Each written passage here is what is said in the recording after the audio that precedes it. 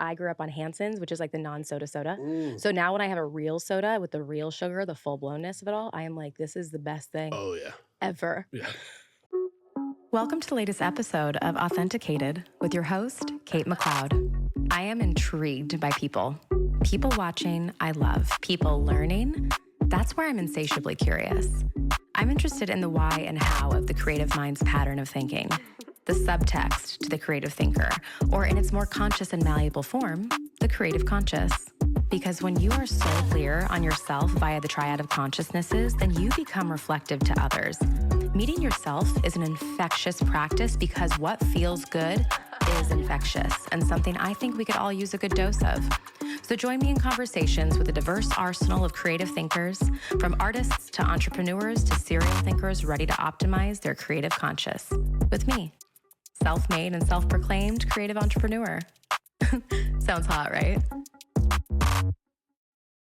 Brandon Collins, welcome to the podcast. Hey. How you doing? I'm excited. Yeah. This is dope. It's been a long time coming. I'm It has excited been a for long this. time coming. I think we started talking about this, like 3 months or 4 months ago? It was pre-recession imminent.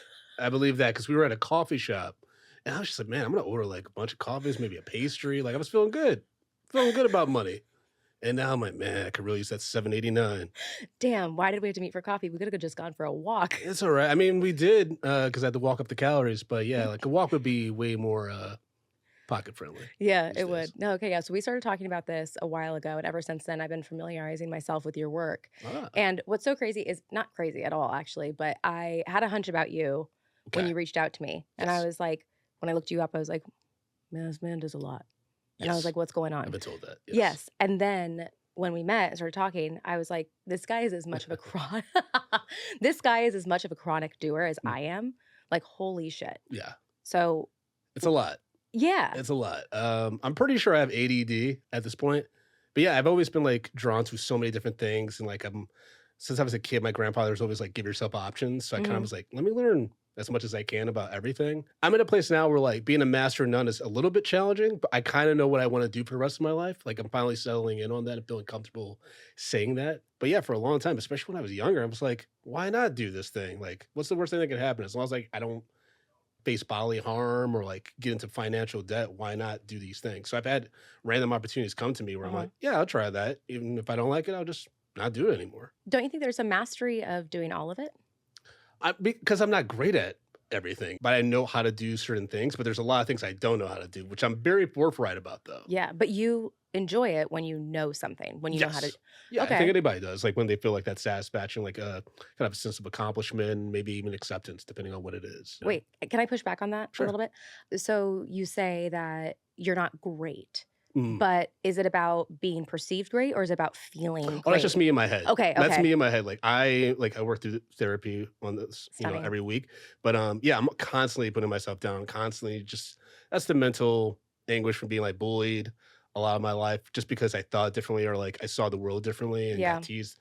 And also I was like a black kid, like the only black kid in a lot of my classes. And I just was different. I was like a nerdy kid. I liked obscure stuff. And so that's just like when you get that so much and then like you're embarrassed to talk about it at home, you just reinforce the negative thoughts and stuff. And I've been like working really hard to like be positive about myself and like remind myself I deserve to be in this space. I deserve to be in this room and like be talking to these incredible people that are doing amazing things that inspire me. Because for a long time I was like, it's the imposter syndrome, but even like worse. Mhm. Because imposter syndrome is like, oh, people are gonna find out I don't know what I'm doing. But like the feelings I have sometimes are like, not only they're gonna find out you don't know what you're doing, but like you shouldn't even be in this room. Like you shouldn't even gone in the building. Who do you think you are? Uh-huh. Kind of thing. Yeah. You say deserve. What's your definition of deserve? That's a good question. For me, it's like someone that's worthy of taking space, Okay. worthy of other people's time. I'm Mhm. very big on that, like making sure I'm respectful of people's time, making sure that anything I have to bring to you, like hopefully benefits you in some way. Because I want people to like me. That's like a big thing. Like being an only child and like always kind of looking for positive attention. Like I always wanted people to like me. So that's the thing. That is interesting to hear. I'm intrigued by that because so much of your work amplifies so many other people, whether they Yes. can speak for themselves or they can't. Yeah. You have a conversational, ongoing oral history. That was my conclusion of your work. As Okay. you know, there's a Yeah. lot of worlds coming in there. So is that about other people-ness, is that internal or is that external?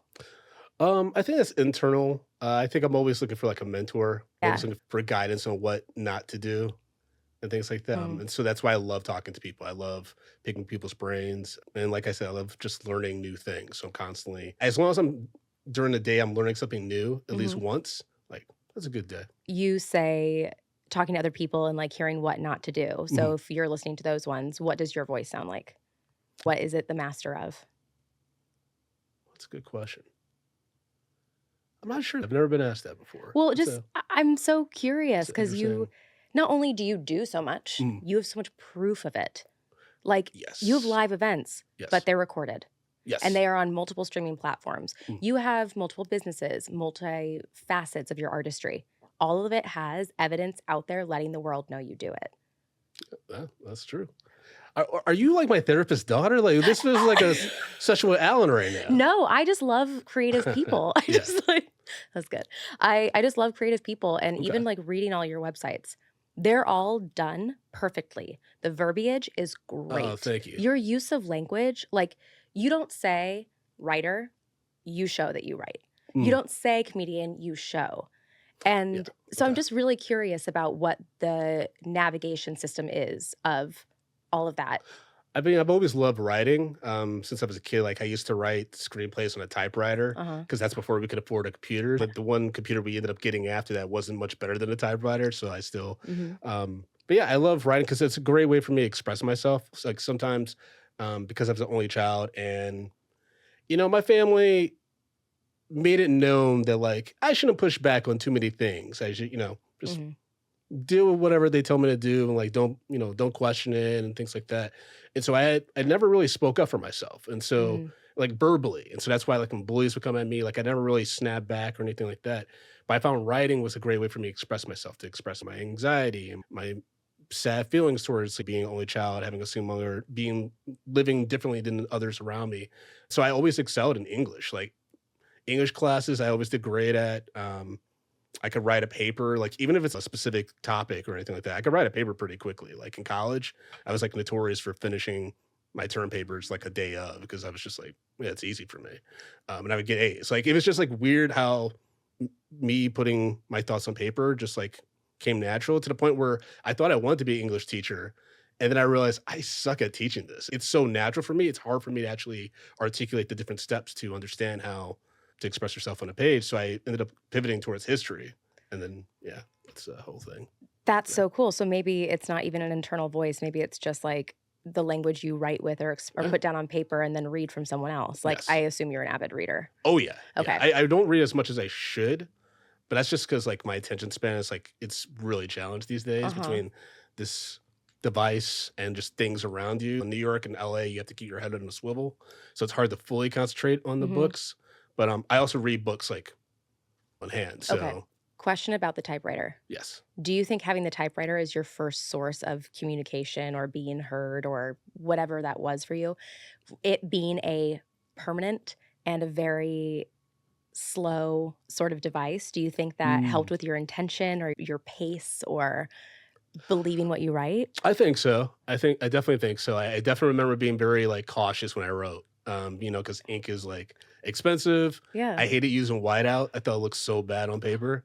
And so I was very like deliberate. I would lose my shit if I like had a typo or like the keys went crazy or something like that. Like you give me anxiety thinking about it. Sorry. But I remember like writing a lot of stuff, and I sometimes I would share it with my mom. Sometimes I would like keep it to myself. Sometimes, like if I were really bold, I'd share it with my grandmother, who even though it's just complete madness on the page, she just was so encouraging Mhm. and stuff like that. But yeah, I have a typewriter now. Like I barely use it, but yeah, I just love typewriters, and that's like my origin, It is your story. origin story. So It feels like you should always have a typewriter yes, in your home at all. It's like how some people have a piano.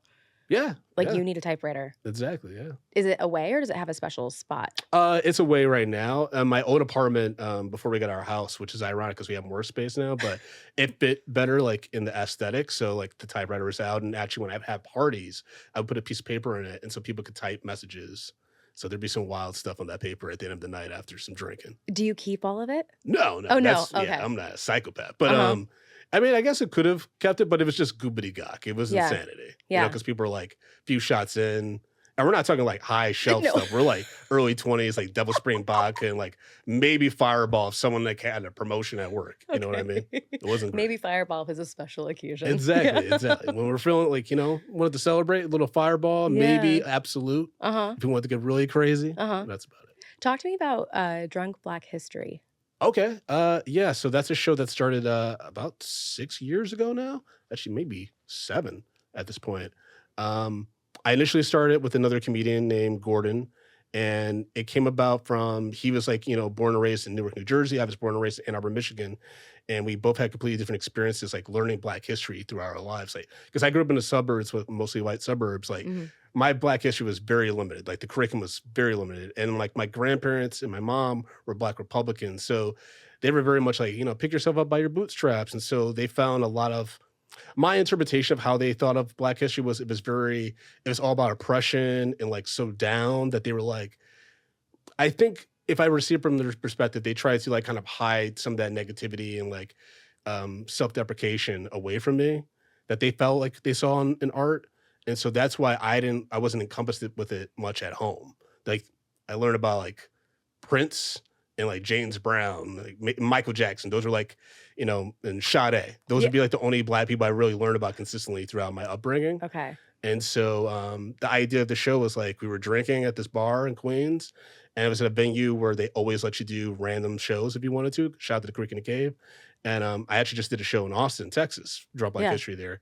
And we did a show and it was really successful. A lot of people came out and it was like snowy, like the weather was terrible, but like Yeah. people still came out. Like it was like a late Thursday night.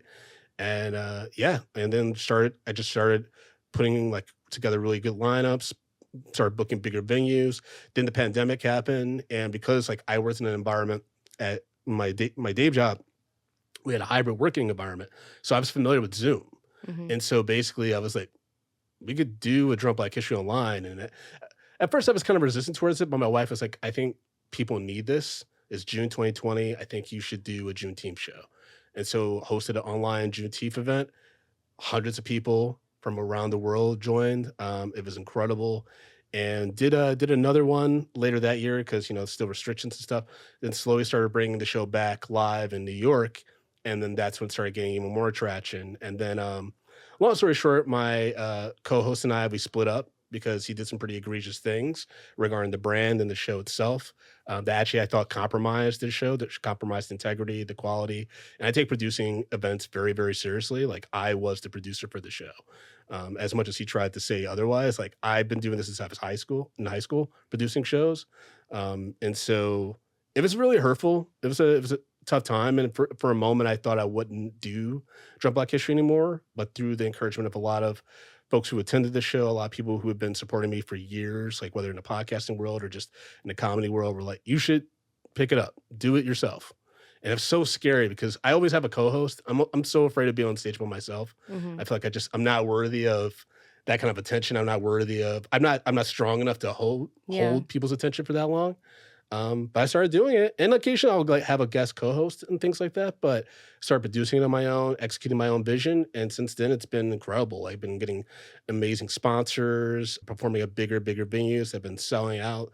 New York Times just recently wrote about us. We were featured in New York Comedy Festival. I'm in talks with some comedy festivals for later this year and stuff. It's been incredible. And Congratulations. thank you. But it's just really hard for me to be like, oh yeah, I did that. But like, it's just like, oh, it's a whole community. And then my wife's like, what community? What are you talking about? You did all this. Like, she's like, I didn't help you market. I didn't help you do this stuff. No one else did. I'm like, oh yeah, that's true. Yeah. So it's been great. I'm incredibly thankful that there's an audience for it, that people are enthusiastic about Black history. And everywhere I go, people are like, please come back and go to these cities. Like they need it, they want it. It's incredible. That's amazing. And I also can't wait for you to listen back to this and also have the video footage of you saying that. I think you should Yeah. keep listening to yourself say that. That's so big. I mean, that's like evidence that so many people would qualify as like platinum. You know what I mean? Like Yeah. that's big stuff there. I am so intrigued though.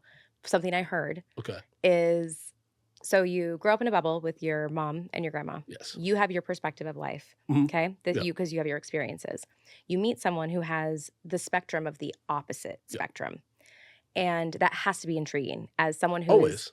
That's why I moved to New York. Yeah, exactly. Yeah, I was like, because you know when you grow up in Ann Arbor, like a place like Ann Arbor, it's a college town, like upper middle class. So people have very specific perspective. It's very liberal leaning, which is fine. But like it was also weird to be in a very liberal place and you're growing up being raised by conservatives.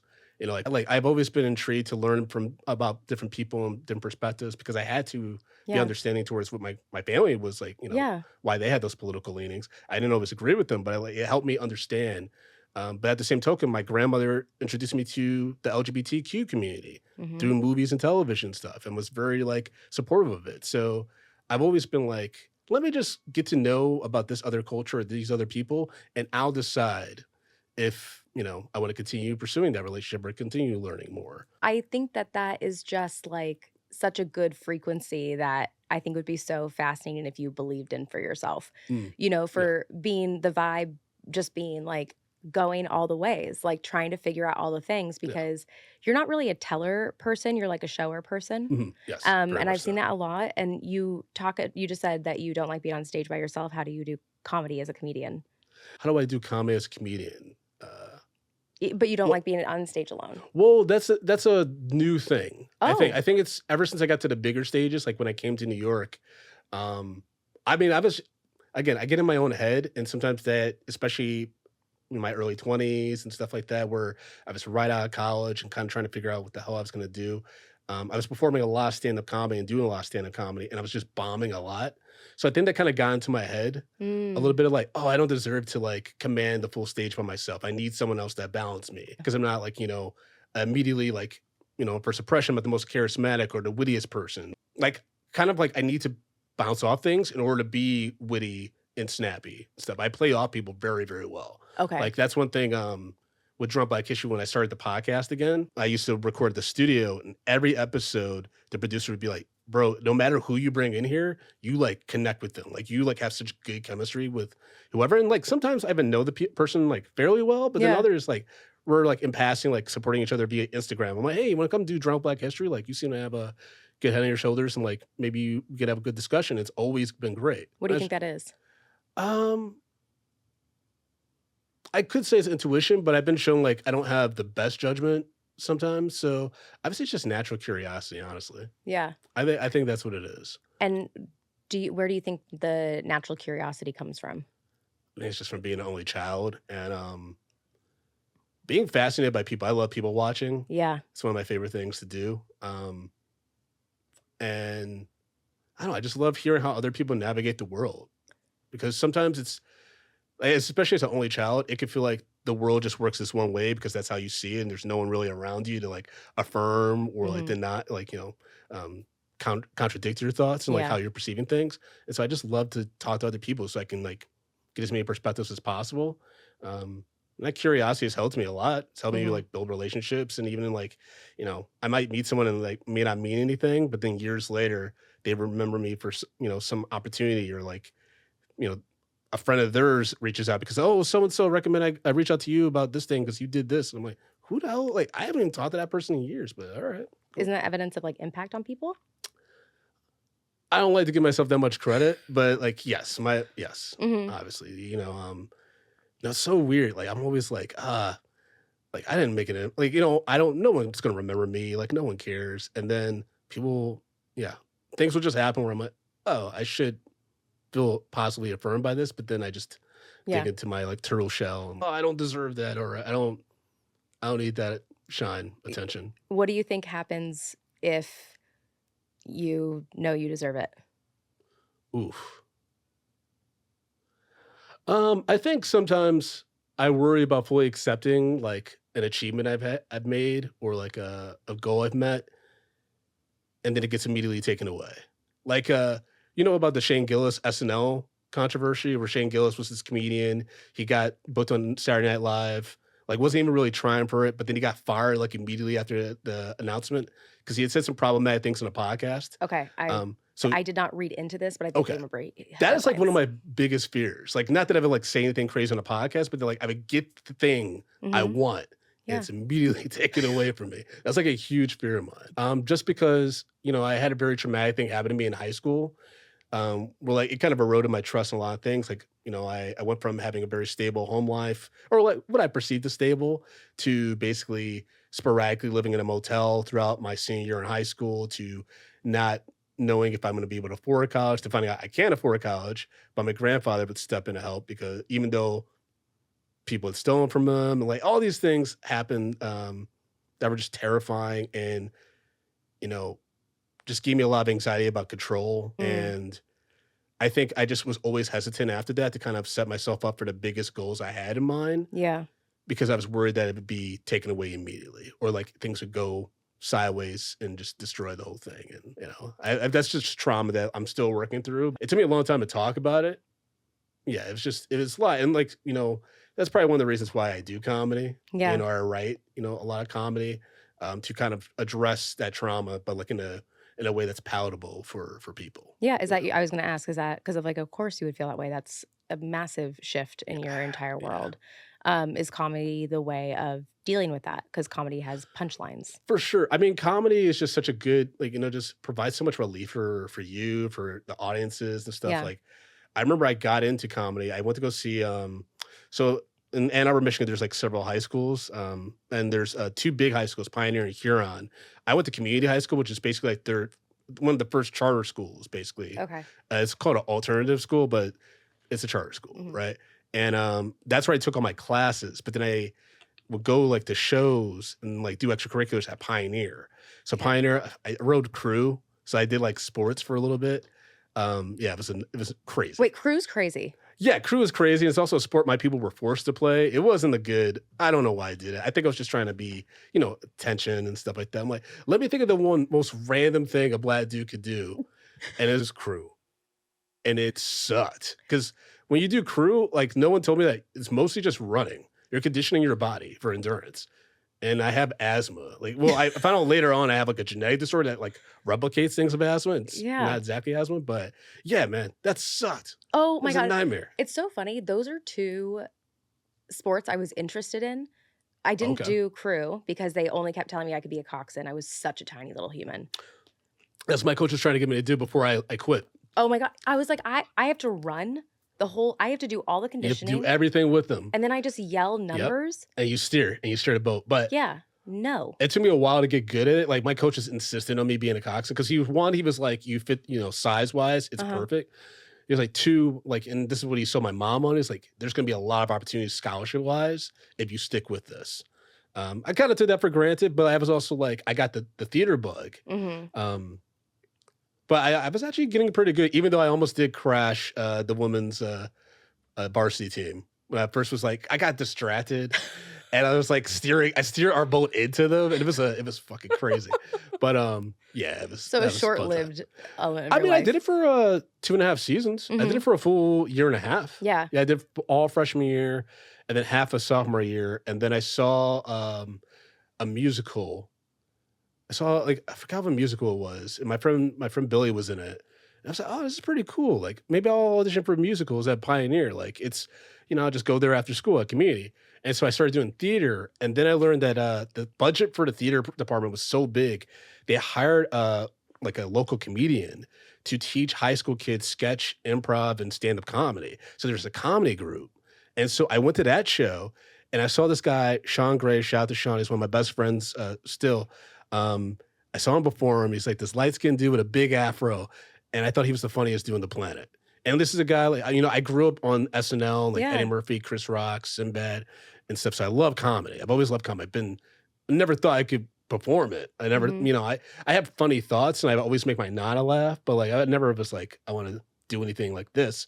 And I saw them like I gotta join this club. And so I found out when the rehearsals were. I went and met the guy who ran it, and I met Sean. I was like, dude, I'm gonna write so many sketches for you and I. And he's like, who the fuck is this dude? Uh-huh. And he still brings that up because he's like, he tells my wife, he's like, Brandon knew exactly what he wanted to do. Um, so long story short, during the senior year in high school, like, so I was doing sketch comedy, learn how to do stand up and stuff. My senior year, we were like the most popular kids in school. Like, I'm gonna write a movie about this. And the guy who was a local comedian, he got like insane. And he basically was like, all right, so we're used to you guys writing your sketches and performing them yourselves and doing stand up. But for this coming show, I'm going to write everything. And there's going to be no stand-up, no extra stuff. I'm going to write it and you guys can perform it. And it was like, think about like a 50-year-old man in like 2003 writing like a one-act play about like reality TV, but it's like the most corniest, low-hanging fruit jokes. And one of the like comedian, like, kids, they were like supposed to be some kind of creepy pedophile, almost like a Beavis and Butt. It was really weird. This sounds like a And slow-moving car crash. it was so bad. It was, and nothing will ever compare it to like bombing for an hour and a half in front of like your peers and like your And girlfriends in the parents. audience and stuff. Yeah, and my mom and stuff. It was just so bad. Yeah. And so we all quit. Like all like me, Sean, the co-president, because at that time I'd been promoted to co-president because I was a senior in high school. We all quit because we're like, that was a disaster. And fell into a deep depression because I'm like living in a motel. I don't have my comedy outlet anymore. My college prospects weren't great because I didn't do the best on the SATs. And so like I just had like a weird, like not a resume, but what's it called when you submit portfolio or whatever to colleges? Like applications. it was like I was very involved in extracurricular activities. I had glowing recommendations, but my grades were shit. If it wasn't English, like it was all over the place, right? Okay. And so I'm like, what the fuck am I gonna do? And then community high school had a theater that they never used. And I remember one day we were in there for like an assembly, and I'm like, can I do a show here? Oh, And so my- you're like a producer. Yeah, and one of my teachers were like, yeah, like you, in theory, you could rent it out, and like you just got to get like an adult to supervise. And I was like, okay. And so I just got the comedy group together and like reassembled, and we did our own independent show. It was the most stressful thing I've ever done in my life to this day. But that was the beginning of me like producing and getting into comedy. I don't know how I got into this I don't story, mind. but, I heard some great things. Can I reflect something back to you? yes. So, biggest rug pull from your creative life, right? Rugs pulled out from under you, everything changes. Yeah. Go into depression, feel the feelings. It's a deep well. Yes. Then you get up the courage to find another option for yourself that leads to the rest of your career. And you're Yeah. still worried that you can't I know. get yourself. I No. know. But It's insane. so artistically, it's hard to be an actor. It's hard to be an artist. It's hard to be someone who puts your humanity on the line for other people to witness just to see their own. Yep. It's like a selfless act, right? To like do 100%. something like this. But there's also the business side of it, which is capital F fucked. Yes. Okay. Yeah. And so we are all now like reinventing, and you are too, spaces of like how these things work in a way that's actually meant to like support artists, right? Yeah. There's something I believe in an artistic life, that there is like artistic karma. And the moments in my life when the rug was ripped out from under me and I was afraid I would never do my art again, those were so deep. I think I've paid my karma. Okay. Yeah. Where it's like if someone told you that the karma, the artistic deep hole, it costs $10 and you believe me, and then I say, give me $10 and you've paid it off, would that change your confidence at all towards moving forward? I think I'm getting there. Yeah. I definitely think I'm getting there. That's why I listen to, if I'm not reading, I'll listen to podcasts usually. I listen to a lot of music when I'm writing, but I've been listening to a lot of podcasts lately of like creatives that have like had, a lot of ups and downs in their careers, or people you wouldn't think have had downs, and hear them talk about their hardest moments and toughest times. And like I interview a lot of like actors and creatives, and I always ask them about their, toughest days on set or things like that. And so hearing those stories has helped me realize that there's going to be a rebound period. Yeah. There's going to be ebbs and flows.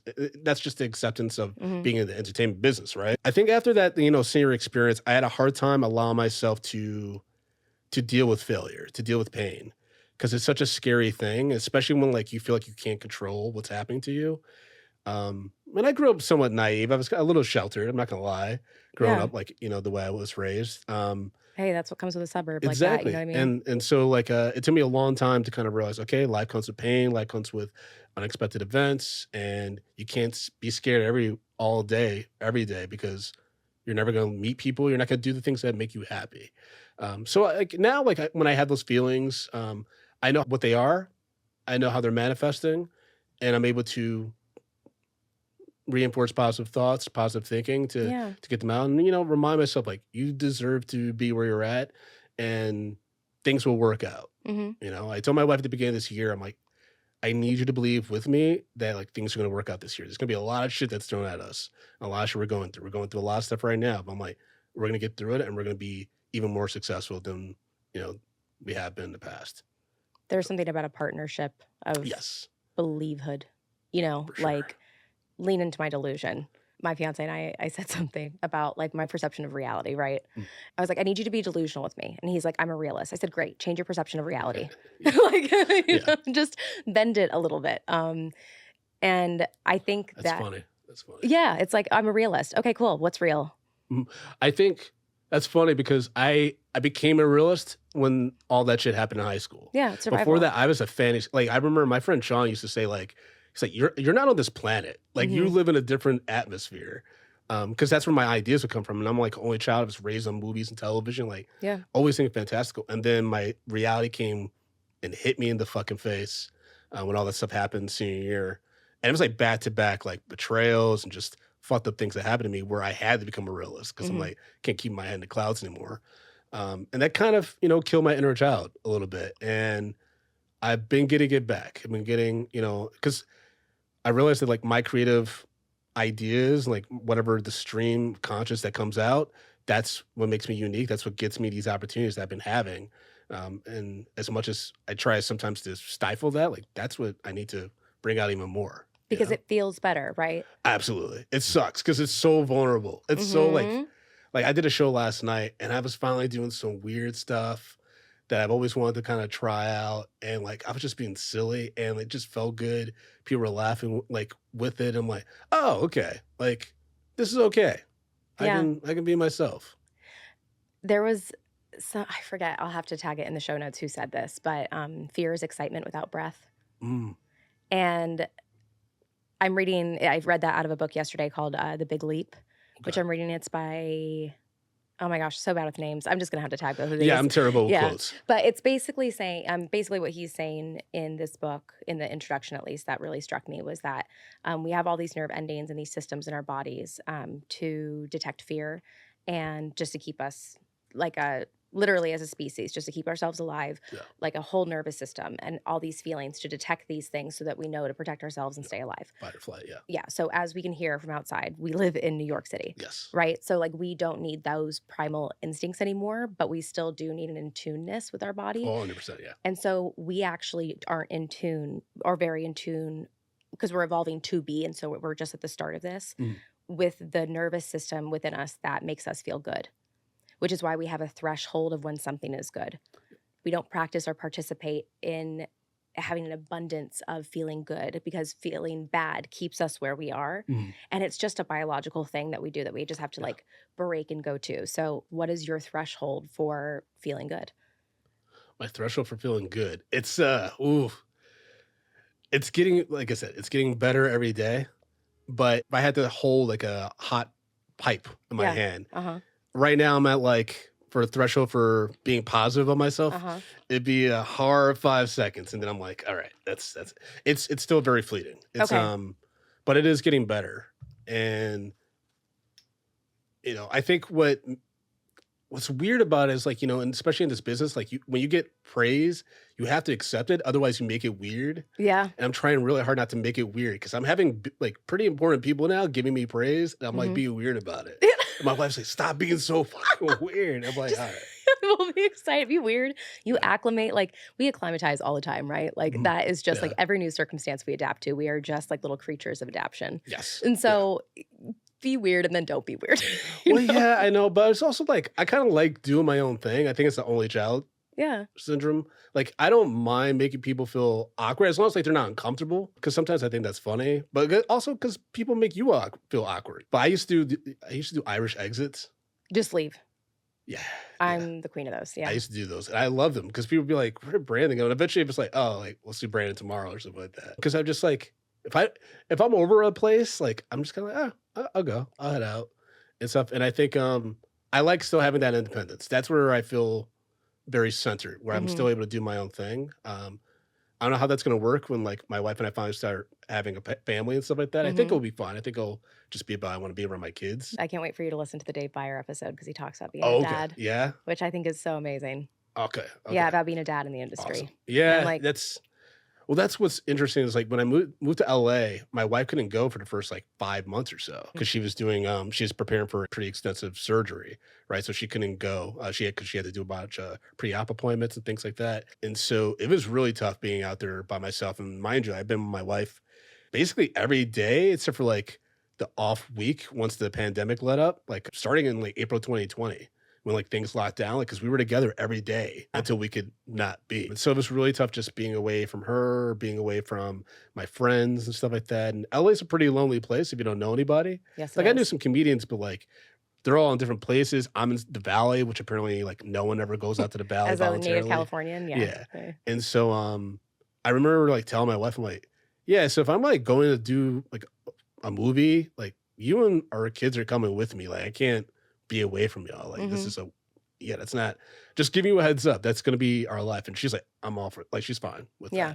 that. Because she also likes to travel and stuff. So, and we're educators. So like the homeschooling thing, that's not a problem. Because that's just, I need that community. I need at least you around for this stuff. LA can be lonely when you don't know anybody because you spend so much time in the car. New York, you spend time on the subway. That's the biggest thing I've noticed the difference of. Like 2.5 hours by myself in the car. I love that time. I can luxuriate in that time. Yeah. But I also can feel, alone if I want to and shut off on the subway. But I also know that there's people like all around me. Yeah. So people catching on to your success and people catching on to your artistry that you already know about. Why is that weird? I don't know, I'm just so hard on myself. I'm like, no one should be paying attention to you. And also, occasionally like I get harassed and stuff where people are like, oh, Brand's such a, a dork, or, he has such weird thoughts. But then like I have people are like, yeah, I think that shit's funny. Or like, I think like Brandon and stuff. Yeah. And it's just so weird to me, which is so ironic because I got into this business. And when I initially like wanted to be in entertainment, I wanted to be an actor. When I was a kid, I used to dream about being on All That and having my own show like Kenan and Kel and doing things like that. And then I did theater. And I was kind of like, this is really weird. There's a lot of weird people in acting. And then I got into comedy and I'm like, oh, this could be a thing. But then everything that happened at the end of high school happened. And I moved to New York and my grandmother was always like, I thought you were just going to go. I thought you were using college as a like opportunity to move out of Ann Arbor, but then you were going to do that full time. I didn't know you were really going to get your degrees.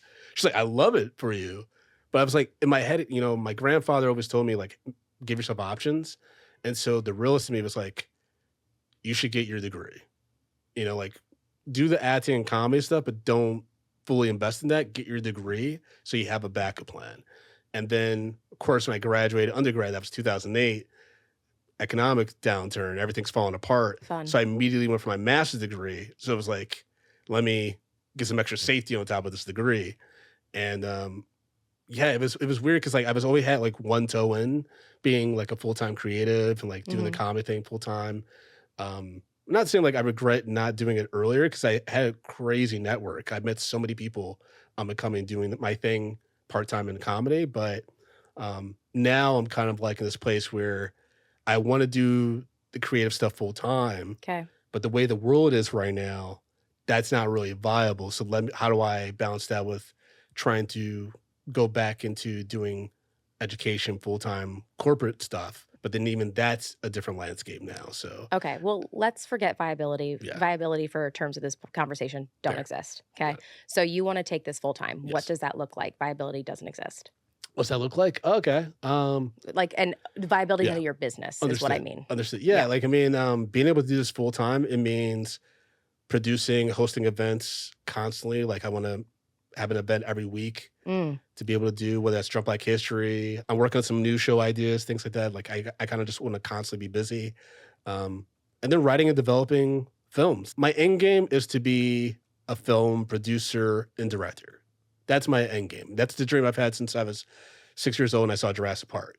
And I've took me a long time to circle back to that because I always was kind of like, that's not possible. That's insane. And then I remember I started like, this is a story I tell a lot on podcasts.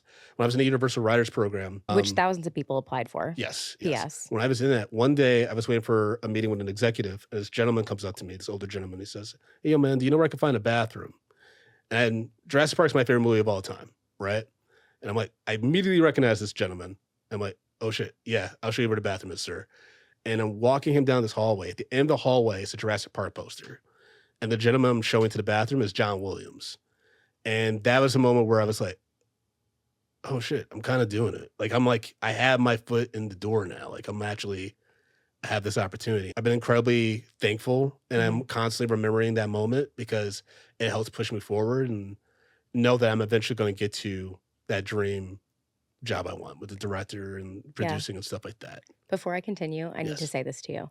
Please, for yourself, Yes. on your typewriter, write that scene where literally your realist meets your creative.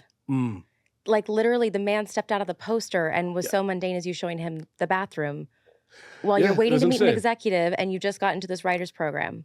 Yep. It was pretty insane. I remember finishing my first draft of the script for Universal. Yeah. I was in the conference room and I was staring at a poster of Jaws, and Spielberg's my favorite director. And I'm like, man, this is fucking, like that program wrapped up in like kind of unfortunate circumstances, but like I would do it all over again. Operating my life in less than a month, quitting my full-time job. Like, I would do it all over again. Like, it was incredible. Do you let things be incredible? It was pretty fleeting. It comes back, in ebbs and flows and stuff. Yeah. But I can be a Debbie Downer sometimes about my own success. Weird. I'm a middle child, so I have both older sister and younger sister energy, and I feel like my younger sister energy is like on right now, like poking. Where I'm like, do you? Yeah, I hope you, when you listen back to this, I know. listen to yourself. The hype is real. I appreciate this. Oh no, of course. I appreciate. It's funny because next week I'm going to meet up with a bunch of old like former direct reports like that I used to manage at this coding boot camp. And they used to tell me that I was a very serious boss, but they always could tell I cared.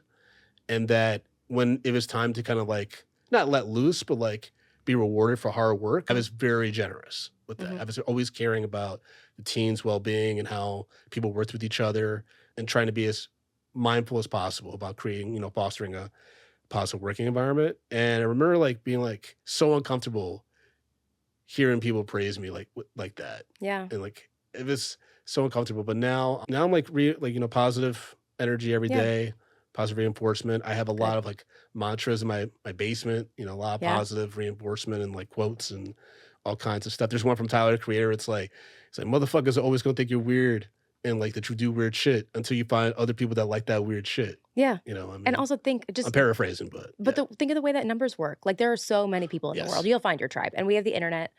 Thank God. Do you know what I mean? Like, you'll find your vibe so long as you just like keep being true to it. Yeah, 100%. I'm finding success now, like especially like outside of just Drunk Black History and stuff like that. Like as a writer, as a host, like I'm starting to book like corporate gigs and stuff as a comedian and things like that. And, things are moving in the right direction. They may not be as a world, which is sometimes how I found success. Like 2020 ended up being a very like successful year for me. It was a very bizarre, like, we're all locked down and like terrible things are happening during a pandemic. And also like with racial justice and things like that. But, I got a lot of opportunity like being, like kind of working through a virtual world, so to speak. I became part of the African American Film Critics Association because like I was just looking at other opportunities where I could just find community or something like that, being remote, joined it. And within a month of joining the membership, they were like, hey, do you want to interview Samuel Jackson? And I'm like, yes, of course. Yeah, I'll do that. Yeah. And then I found other like-minded, like Black film critics that love movies as much as I do and like nerd out about like really specific facts and trivia like I do. And that was incredibly fulfilling. And then I just got closer with my wife. I got closer with my friends. It's just a very, very positive year for me. Yeah. That's good. Yeah. I'm glad. Just make that cocoon for yourself when you can and give yourself those things, whether it's like you're giving it to yourself now or to your younger self who needed it more. 100%. You know what I mean? I want to go back to the dream. Okay. Okay. Or Endgame is the end game. Yeah. That's what I'm calling it because because I like to do so many different things. Yeah. I'm like, what's the one thing I could do every day for the rest of my life? What's something that would make me feel 100% fulfilled? Let's call this the frame. Okay. Then it's a big picture and you can just move the frame. Okay. So let's call it the frame. A show a week, writing, developing films, directing. Yes. The show a week is whether that's just to scratch the itch of performing. Exercising, flexing that muscle, and just engaging with people. Yeah. Again, I love being around people. I love it, like talking to people, learning about them and stuff like that. I'm very inquisitive. Yeah, Yeah. I can tell. Is that the only child? Yeah. I mean, I think it's also just like I want to like be around people. You Yeah. know, like I remember I used to have friends come over to my house, and when they leave, I'd be emotionally devastated. It was Okay. so bad. Like, and like my mom would just raise her eyebrow, look at me like I'm tearing up. Like as my friend Derek's driving away and shit. And even now, like when I have a big friend gathering or something Yeah. like that that I'm excited about, and after it's done, I'm like a little sad. Like, Oh, oh, my yeah. friends are going home. Oh, no, I'm always the one at the end of the night too who's like, "I wanna keep talking," and it's Mhm. like, "No, it's like, all right, fine." Yeah. What kind of team supports you doing this? This is not a one-man show. How many people are supporting? I mean, my wife, hands down, she is my number one cheerleader, supporter. She encourages me to do things that terrify me. Mhm. Even for the writers program, like the prospect of moving to LA in less than a month, like she was so into it. And it's funny because she's like, why am I more excited than you? You clearly thought you might get it because you've been saving for like a year. Hmm. Like I legit had like money saved for a year, like for Wow. this transition, but yet still I was like, I'm not gonna get it. Mm. And so my wife's like, we get to go to LA, and I'm like, yay. She's like, be excited. And Yeah. so I love her. She's amazing. She reads everything that I do. She's the first to read it. She's the last to read it. She's there with me backstage at Drunk Black History. She's reading the audience. She's constantly giving me suggestions on how to make the audience experience. But it's kind Mhm. of like that. She's my perspective of the Yeah. audience at all my shows I've been doing since, we started dating in my mid-20s. She's known me a long time. She's seen me as a performer in Okay. theater. Like we both did theater shows together. Like we Mhm. were actually in a dance. We were in a few dances together because there's this annual dance show at St. Yeah. John's. And she was in one of my dances, which was actually about like the different women I was dating at the time. Mhm. It was to like Justin Timberlake. It was so That's it's really so funny. oh my God, I still think about it. But she was in that dance. And so she's known how my mind works for a long time. Yeah. And so I always trust her judgment, her opinion when I, ask her to critique things or Okay, so give me she's like feedback. your soul support then. And I'm soul, Uh, I mean your soul, yeah. you Yeah, I know? would say. I mean, my god kids are a close second. Mhm. I love Um, that. Nas, Isela, Isaiah. But yeah, she's the number one for sure. She's the first mention at any awards, recognition, stuff like that. As she should be, because Yeah. that's what you deserve. But when I say support, I mean, if you're producing a show a week, if you're writing, if you're directing, if you're developing films, Yeah. you're doing all this. What does the support, I mean, like how big is your team? Do you know what I Oh, mean? yeah. I think it depends on what the project is. I mean, I have some people that I frequently collaborate with or that I trust, in regards to like who I might want to shoot something or like, Mhm. be on like the lineup of a show Yeah. and things like that. Um, But like but for the frame, if you were yeah. like in your ideal frame, you're like, this is what it looks like to be able to sustain all this and do all this. Mm. Mhm. Yeah, I mean, I would have to have like a lot of people I trust in regards to helping me find Yeah. content, helping me find talent and stuff like that. There's a few people I trust in the industry that like Mhm. I could ask them like, "Hey, who's a good comedian I Yeah. should check out?" Or because I do that now, like for the tour dates that I Yeah, have you already coming do up. Like that. I have a Boston Drop Like History show coming up, so I'm reaching out to folks that've done the show before and be like, "Hey, you know any people in Boston that I should consider for this show?" Mhm. Because I don't want to just go blindly reaching out to comedians that are like radio personalities because I need to know what I'm getting Mhm. at this point, especially because as great as the show's been going and as much acclaim as we've been getting, it just takes one bad show to kind of torpedo that goodwill and to sour people's opinion on the shows. Because I take it very seriously because it is Of course, important. It's of Black course. history, right? But you Um, also are allowed yeah. to have a bad show too. Yeah, I know. Like in Austin, like I had some trivia, and I got like I guess the information I got online like had a different local spot, and so there was like one factoid that like really bothered some people, and I was like, I mean, I've just started doing trivia, but I hear this feedback, I definitely absorb it. Like I'll Mhm. make sure to cross check and triple check all the facts I put into slideshows and trivia Yeah. and stuff. So you're right. Like sometimes you make a mistake or Yeah. something It's not the happens. end it's not the end of the world. Exactly. But I'm just very precious about it. I'm Of very like course. I always want people to have a good time to make sure that they feel like they weren't robbed in regards to any like, be shortchanged in any way. Mhm. Because I've been in so many shows where you could tell the audience is like, what the hell was happening? Or like I was bamboozled. Yeah. They feel bamboozled. But do you in your heart of hearts believe that it's possible with you being as precious as you are that like people could feel bamboozled. And if they did, would you necessarily agree with them?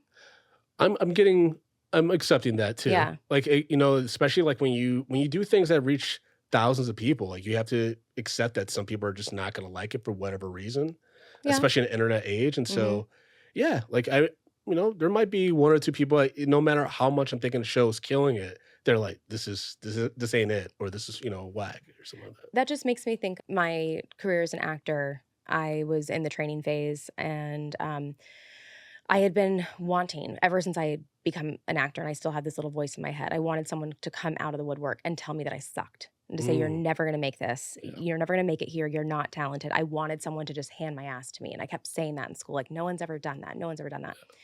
Finally, I'm studying in London Academy of Music and Dramatic Arts, and this professor comes up to me, and she gets right in my face, like, in the middle of rehearsal, and she tells me that I'm not talented and I'm not pretty. And I look, and the second part was just mean. Yeah. But I looked her dead in the face and I said, "You're lying."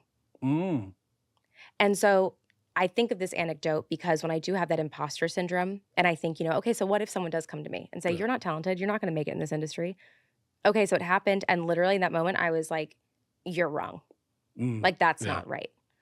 Because I think that's just the manifestation of anxiety is, Yeah. and You have to be control. assertive too. Like you Mhm. have to, like, it's I definitely tried, like, practicing what I preach, like, because Yeah. my initial instinct is like, that's what you should be doing. You should Yeah. be, standing up for yourself, Mhm. right? Because sometimes I'll watch like Top Chef, and a chef like that's in the bottom will be like, yeah, it just wasn't good today, and I'm like, don't do that. Like, Yeah.